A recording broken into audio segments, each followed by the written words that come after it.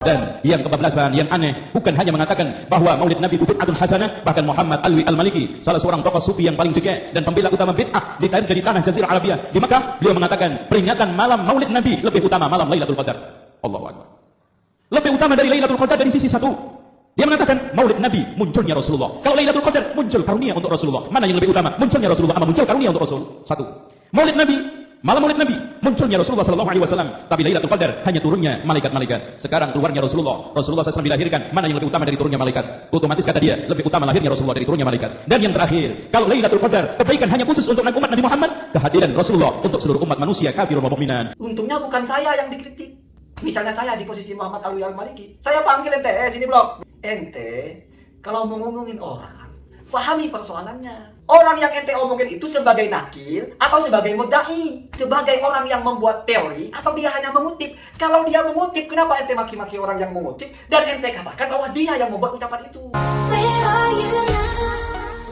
Assalamualaikum warahmatullahi wabarakatuh. Bismillahirrahmanirrahim. Allahumma sholli ala sayyidina Muhammadin wa ala alihi wa sahbihi ajma'in, amma ba'du. Ja'alana min ahlil khair wa sa'adah fi dini wa dunya wal akhirah. Amin Allahumma amin. Semoga kita menjadi paham kenapa YouTuber aswaja itu ketika mengomentari ustadz tetangga sebelah ini cenderung menggunakan bahasa yang tajam dan kasar. Karena kita bisa saksikan sendiri bahwa mereka ketika mengomentari ulama yang mereka tidak setuju itu bahasanya tajam, aneh dan kebablasan, ahli bid'ah. Padahal kalau kita mau baca kitab, ingat, kalau kita mau belajar benar-benar bukan hanya mendengarkan ocehan-ocehan di YouTube, kita akan tahu bahwa justru omongan Ustadz Zainal Abidin itu yang kebablasan dan melenceng jauh sekali dari fakta yang sebenarnya. Makanya kemungkinannya orang ini mau nipu, mau berbohong kepada jamaahnya, atau memang tidak paham persoalan yang dia bicarakan, atau memang dia tidak mau baca yang lain. Yang dibaca hanya fatwanya Syekh bin Bas. Kalau fatwanya Syekh bin Bas tajam memang. Mengecap Muhammad Alwi Al-Maliki itu sebagai orang goblok, sebagai orang tidak berakal bahkan. Wa min jahlihi, dan sebagian dari bukti kebodohan Muhammad bin Alwi Al-Maliki. Ini ucapannya Syekh bin Bas, Anda bisa baca. Ja'ala lailata maulidin nabi afdala min lailatil qadari. Menjadikan malam maulid lahirnya Nabi itu lebih utama daripada malam Lailatul Qadar. Lalu dia bawa ayat. Padahal firman Allah, Lailatul Qadri khairun min alfi syahri. Berarti Lailatul Qadri itu juga lebih afdol dari seluruh malam. Lalu tabi'ahu al-juhal, lalu diikuti oleh orang-orang bodoh, al-magharib, orang-orang maghribi, maksudnya orang-orang Yaman. Jadi bahasanya Syekh bin Bas itu tajam. Wa hadza yaquluhu aqilun. Ini ucapan orang waras. Itu syekh kalian, ulama kalian mengajarkan narasi begitu ya, goblok. Ya dia yang ngajarin ngomong. Tidak waras, ya ulama ente yang ngajarin ngomong begitu.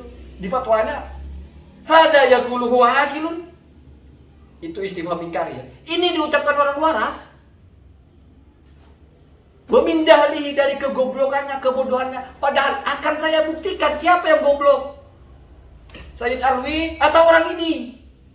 Satu, Imam Syihabuddin Al-Qastolani itu mengarang kitab Al-Mawahib Al-Ladunniyah.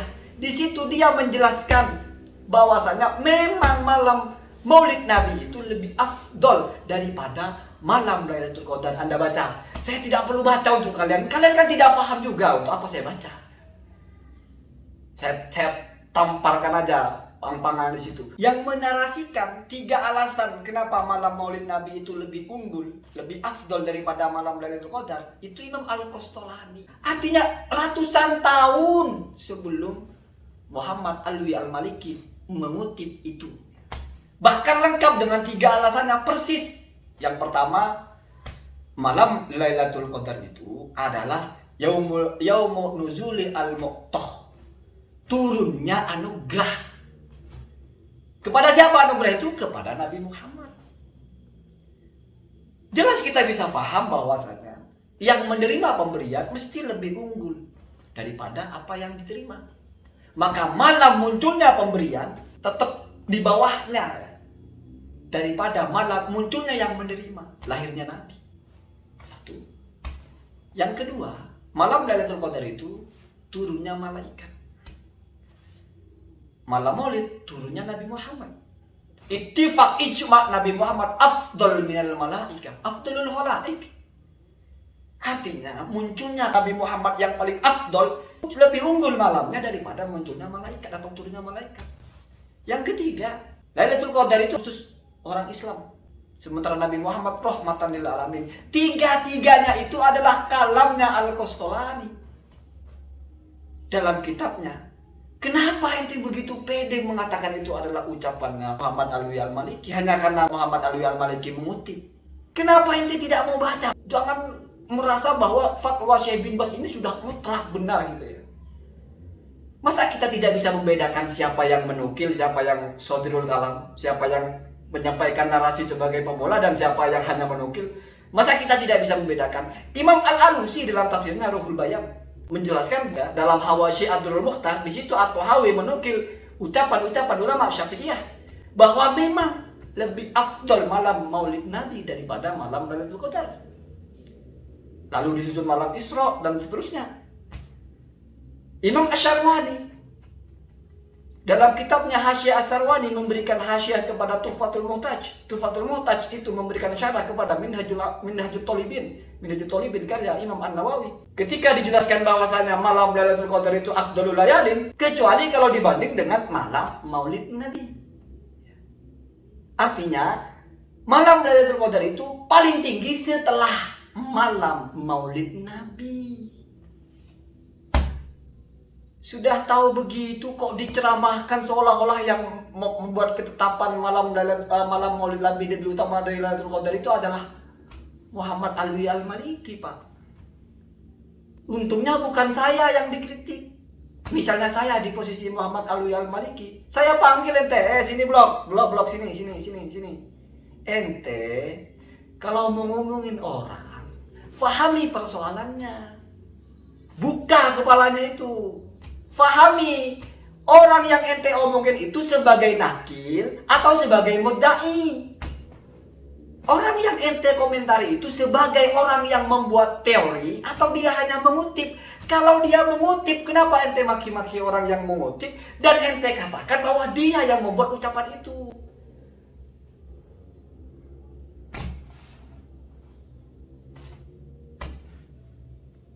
Oh, kamu bilang ini kan video lama. Nggak masalah video lama, Pak. Itu ada di YouTube dan tidak ada klarifikasi. Biar kamu tidak terbodohi. Racun tikus itu mau sudah 10 tahun, kamu minum, mati kamu. Kamu kira jadi tawar karena sudah lama. Untungnya dulu belum ada YouTube Beras Wajah 9 tahun yang lalu. Itu video mungkin sudah 9 tahun yang lalu. Tetapi itu terus. Dan ada bagian lagi yang dia membantah kitabnya Kiai Fakih ya, Langitan. Ya nantilah. Ini bagian ini dulu ya. Jadi mari saya jelaskan kenapa kita tajam lidah ketika komentari mereka. Ikut mereka. Ya, hanya ikut mereka saja ya. Semoga ada manfaatnya. Allahumma hadina ada sabil. Assalamualaikum warahmatullahi wabarakatuh.